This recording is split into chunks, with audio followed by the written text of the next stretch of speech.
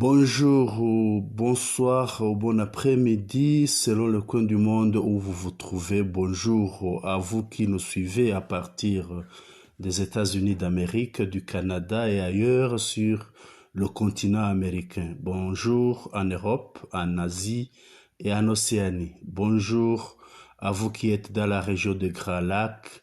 Bonjour au Burundi, bonjour au Rwanda, à Goma, à Rutshuru, à Kanyabayonga, à Kichanga, à Mweso, à Gashuga, à Karembe. Bonjour à Mushaki, à Matanda, Kagundu, Rubaya, Bweramana, Kiroch. Bonjour à Sake. Bonjour à Bihangwe, bonjour à Kasehe. Bonjour à Kitsumbiro, bonjour à Hutwe. Bonjour à Kibabi, à Limbongo, Rutoki et à Kavumu. Bonjour à tous et bienvenue aux ondes de Radio-Télévision Nourya Mashariki. Voici les principaux titres de notre édition française du 14 décembre 2024. Nous venons avec une situation hebdomadaire de la sécurité à Nyiragongo, Masisi, Lubero.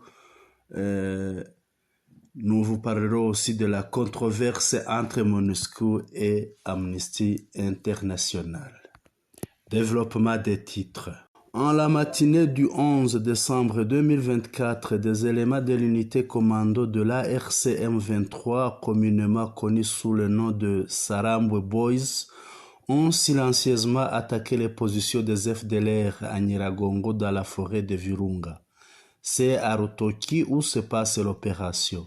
C'est au cours de cette opération qu'a été mortellement blessé aux côtes le général Gakwerere Stanislas Arias Gihaima des FDLR et qui a été acheminé à l'hôpital CBK de Goma pour des soins éventuels.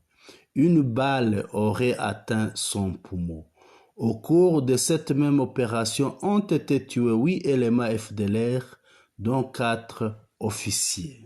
En la matinée du 12 décembre 2024, des armes de l'artillerie lourde des FARDC ont été aperçues en train d'être acheminées vers la ligne de front de Kibumba, laissant croire qu'un feu va s'allumer aux lignes de front de Kibumba.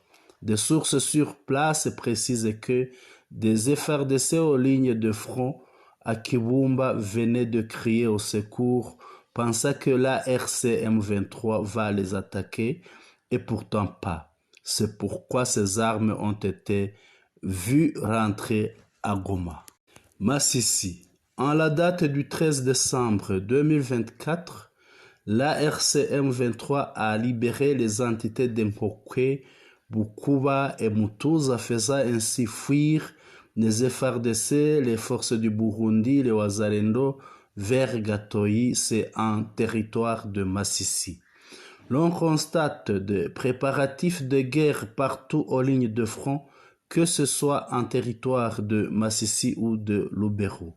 Du côté gouvernemental, un engin aérien de type Antonov se fait voir approvisionner des matériels militaires à Butembo venant de Kisangani et notre engin relie Kisangani à Masisi pour approvisionner les forces de la coalition gouvernementale à la ligne de front de Masisi. Un troisième quitte l'aéroport de Kavumu au sud Kivu et alimente les lignes de front de Numbi, Karehe Minova et Bweramana. Ceci fait comprendre combien il y aura bientôt de violents affrontements sur toutes les lignes de front.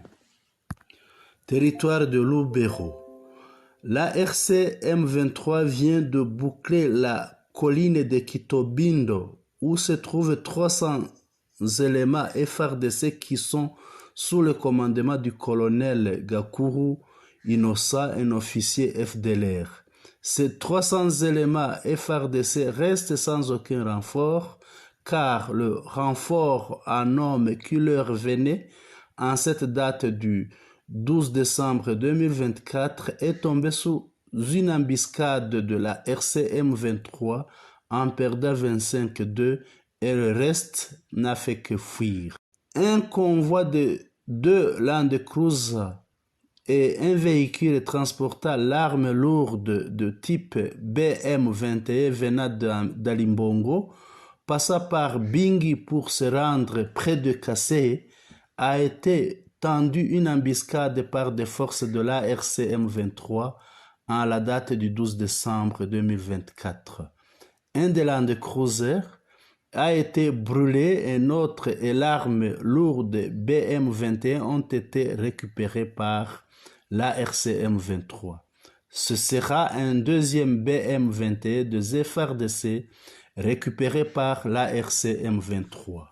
Mauvaise nouvelle pour le général Kassikira des FARDC et le général autoproclamé Kabido dans le territoire de Lubero sont bouclés par l'ARC M23 aux environs de Luofu et il y a risque que ces deux généraux et leurs gardes de corps soient capturés ou tués.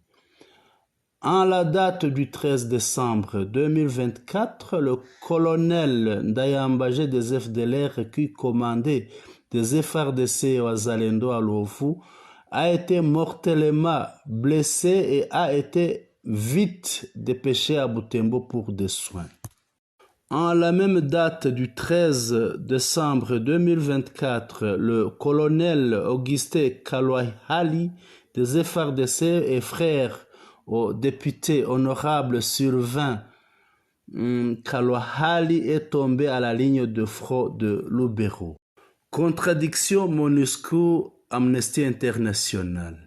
Amnesty International reproche à la MONUSCO d'avoir joué un rôle dans les événements ayant conduit au massacre au mois d'août à Goma contre les manifestants Wazalendo.